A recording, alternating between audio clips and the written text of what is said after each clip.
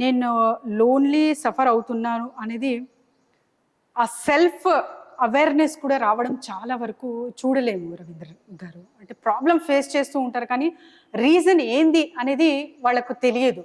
So అలాంటి పిల్లలు అసలు బయటకు వచ్చి చెప్పడం కానీ పేరెంట్స్ రికగ్నైజ్ చేయడం కానీ ఎలా జరుగుతుంది? అది జరగకే కదండి మనం ఇవన్నీ డిస్కస్ చేయాల్సి వస్తుంది. ఓకే.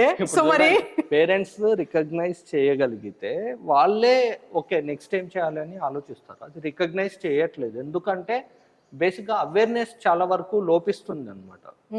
ఏదన్నా ఒక ఇన్సిడెంట్ జరిగినప్పుడు మాత్రమే ఒక 4 days మనము డిస్కస్ చేసుకుంటాం and we will leave it.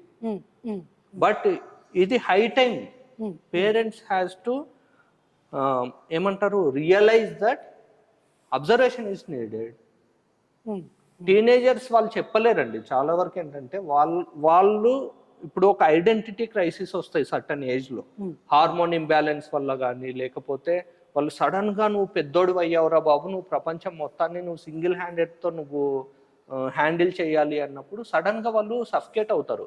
నేను అడల్ట్నా, టీనేజర్నా, చిన్నపిల్లన్నా, పెద్దగా అయిపోయానా, వాళ్ళకి ఇవేవి తెలీదు. వాళ్ళు చెప్పుకోలేరు, వాళ్ళు అర్థం చేసుకోలేరు. వాళ్ళే ఐడెంటిటీ క్రైసిస్లో ఉన్నప్పుడు వాళ్ళు సెల్ఫ్ అవేర్నెస్ అనేది చాలా దూరమైన మాట అనమాట.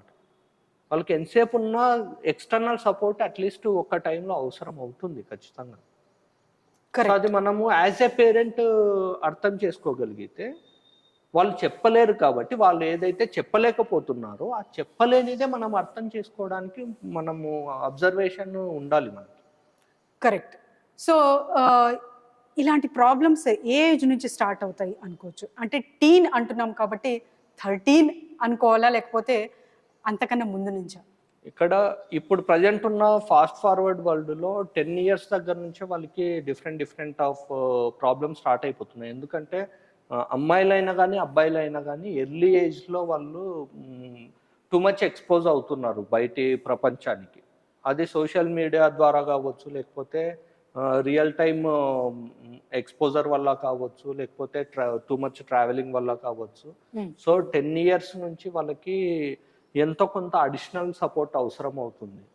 అప్పటి వరకు మీరు ఇచ్చిన సపోర్ట్ వేరే ఉండొచ్చు యాజ్ ఎ పేరెంట్, బట్ అక్కడి నుంచి ఇవ్వాల్సిన రియల్ టైం నాలెడ్జ్ కానీ, రియల్ టైమ్ ఏమంటారు లైఫ్ను హ్యాండిల్ చేయడానికి ఒక highest self confidence, potential improvement, అసలు వాళ్ళకి ప్యాషన్ అనేది ఒకటి ఉందా, ఒకవేళ ఉంటే నీ ప్యాషన్ ఏంటి.